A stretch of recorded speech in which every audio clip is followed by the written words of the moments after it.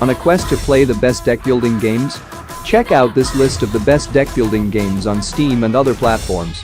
First up on our list of the best deck building games is HELLCARD, a roguelike RPG that puts a unique cooperative spin on the genre. In this game, players descend into papercraft dungeons to battle mobs of monsters with help from computer-controlled companions or other players. What sets HELLCARD apart from other deck builders is its emphasis on monster placement, wherein attacks must be carefully positioned to maximize their effect. This is further complemented by 3 distinct heroes: Rogue, Warrior, and Mage, each with a targeted play style that favors certain tactics over others. Active DBG Braves Rage. Fans of ATB-style combat systems will feel right at home playing Braves Rage, a roguelike deck builder courtesy of ISVR and Astrolabe games. Each playthrough sees you assembling a 2-character party from a total of 9 playable Braves before embarking on a challenging JRPG adventure. Battles require players to think critically as they make strategic decisions in real time and build up a deck of powerful attacks. The stakes become even higher as players ascend Braves Rage's challenge tiers to unlock new characters and take on greater threats. Beneath Oresa. Moving along, Beneath Oresa is a roguelike deck builder that injects fighting game mechanics into its gameplay loop. This combination proves utterly satisfying as every card played is translated to a hefty blow or swift strike to the enemy. With that said, strategy is still at the heart of Beneath Oresa's gameplay, with players carefully choosing their cards, upgrades, and artifacts. Like Braves Rage, parties are comprised of 2 characters from a larger roster, allowing for dozens of possible duos with powerful synergies. Next on our list of the best deck building games is Vault of the Void, a 2D roguelike builder developed and published by Spidernest Games. Blending CCG and roguelite progression, it sees you engaging in fast-paced battles that prioritize transparency and low RNG outcomes above all else. To this point, players can see previews of which enemies they'll be facing, any potential rewards, and events that will appear during a given run. Cards can be further upgraded and customized over time using void stones to infuse new abilities and help defeat evil minions.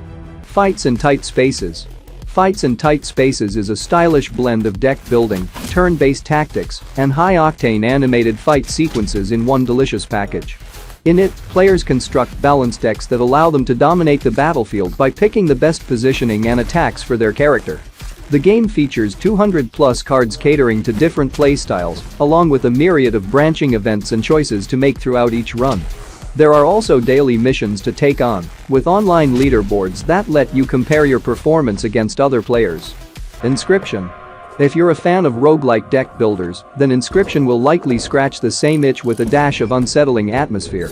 The game comes from Daniel Mullins, creator of Pony Island and The Hex, and explores similar horror themes. In it, you take on the role of a prisoner forced to play a sadistic card game against an unhinged host with multiple personas. The main gameplay component is card-based battling using animals as vessels for violence, though you'll also encounter escape room-style puzzles. Loop Hero. Combining deck-building gameplay with roguelike mechanics, Loop Hero is a one-of-a-kind tactics game with an auto-battler feel. In it, you're tasked with arming a hero with gear before setting them loose on randomly generated routes filled with enemies and obstacles. As you complete loops, your deck expands, revealing new enemy, building, and terrain cards that can be placed in key points to generate resources. The game offers infinite loop path variations, along with an array of unlockable character classes that will have you switching up your approach every run. Our next pick for the best deck-building games is Across the Obelisk, which has become increasingly popular among fans of the genre. Throwing co-op into the mix, it sees 1 to 4 players banding together and choosing from 11 characters with unique starter decks and abilities. These cover a wide range of fantasy archetypes, along with some more unconventional heroes, with clever play styles that can synergize with teammates. If you've ever wanted to play through a deck builder with a friend, then Across the Obelisk is the perfect game to do so. Gordian Quest. Gordian Quest is another deck builder that shares many similarities with other entries on this list, while differentiating itself in a few notable ways.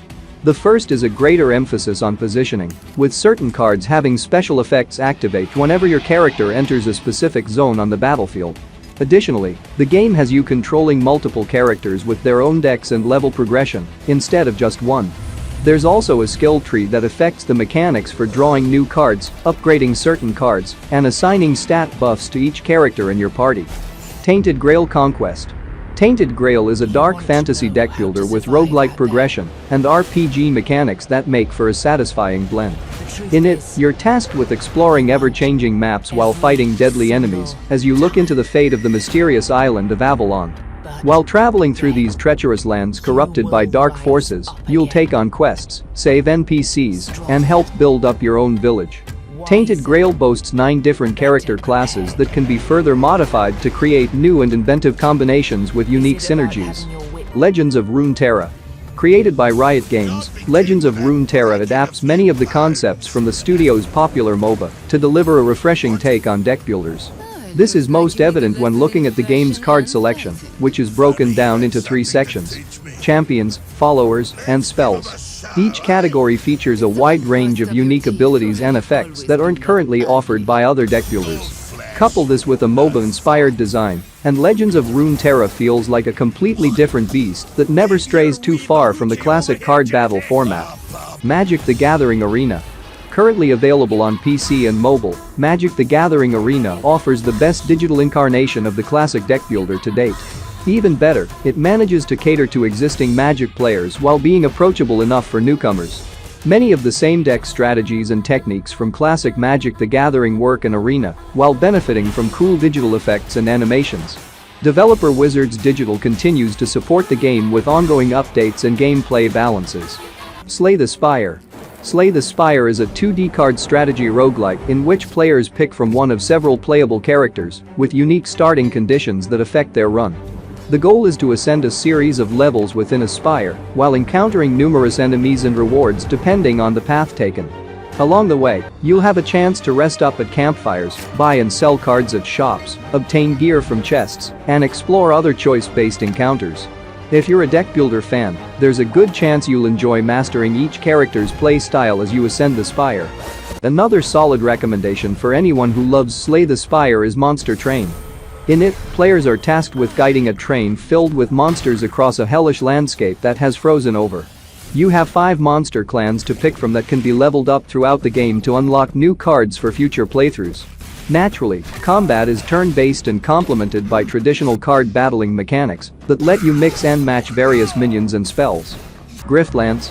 Seeing how welcoming fans have been of Clay's deck-building RPG Griftlands, there's a good chance you've already heard of the game. Either way, we'll take any opportunity to highlight a fantastic game from a beloved developer whose catalog includes hits like Shank and Don't Starve. The game does a good job of striking a balance between card-based battles and narrative sequences that change based on the player's choices. This results in typically longer runs compared to other deck-building roguelikes as Griftlands takes its time establishing its setting, characters, and stakes. Card Hog. Developer Snoutup appears to have a strange infatuation with games involving pigs that has spilled over into deck builders. Best described as a swine-based dungeon crawler roguelike, Card Hog manages to stand out in a couple of different ways. For one, the cards double as the actual map your character is traversing. Second, dungeons are jam-packed with enemies, traps, weapons, and loot. If you've grown tired of the same old deck builders, Card Hog is a great alternative that will change how you view the genre. Another indie gem that will appeal to deck-building fans is Dicey Dungeons, a cross between classic deck-building and dice-rolling gameplay. In lieu of cards, players roll dice to determine actions, attack sequence, and damage output. The story is presented as a game show of sorts, in which the player character is trying to make it to the end to have their biggest wish granted. There are multiple classes to play as, each with a different persona and unique passives tied to their skills, personality, and motives. Hearthstone. There's a good reason why Blizzard's Card Battler remains one of the most popular deck-building games on the market.